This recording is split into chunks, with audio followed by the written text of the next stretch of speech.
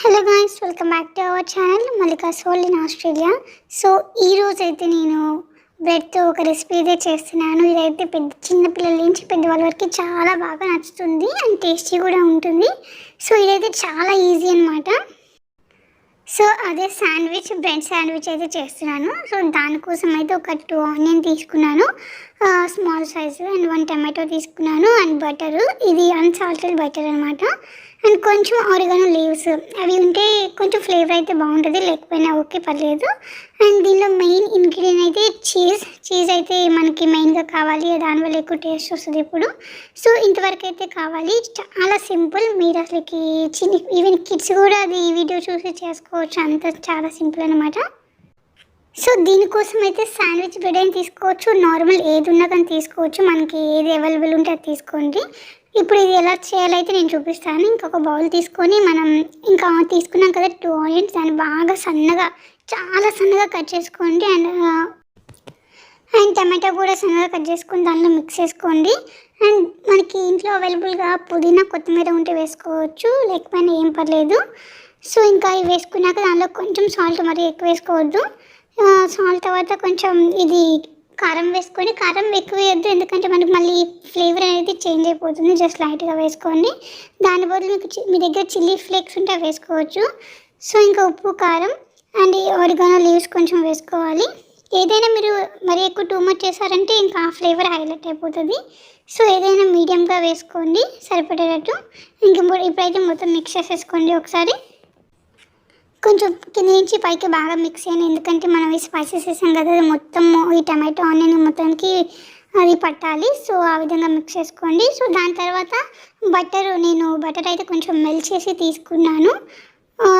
మీ ఇంట్లో బటర్ లేకపోతే గీ ఉంటుంది కదా, సో ఆ గీని అయితే కొంచెం మెల్ట్ చేసి ఇంకా బ్రెడ్ మీద స్ప్రెడ్ చేయండి. గీ కూడా లేకపోతే జస్ట్ లైట్గా కొంచెం ఆయిల్ అప్లై చేయండి, మరి ఎక్కువ వద్దు, జస్ట్ ఒక 2 డ్రాప్స్ అనమాట, అంతే. సో ఇప్పుడు నేనైతే బటర్ అనేది యాడ్ చేస్తున్నాను, బ్రెడ్కి మొత్తం స్ప్రెడ్ చేస్తున్నాను. సో స్ప్రెడ్ చేసుకున్నాక ఇందాకైతే మనం మిక్స్ చేసి పెట్టుకున్నాం కదా ఆనియన్, టమాటో, కొత్తిమీర ఇవన్నీ. సో దాన్ని ఇంకా బ్రెడ్ మీద అయితే మీకు ఎంత కావాలనుకుంటే అంత వేసేయండి.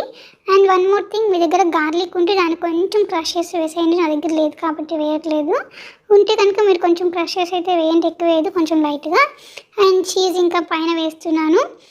చీజ్ కొంచెం ఎక్కువే వేసుకుంటే బాగుంటుంది, అండ్ ఇంకా అది మన ఇష్టం అనమాట.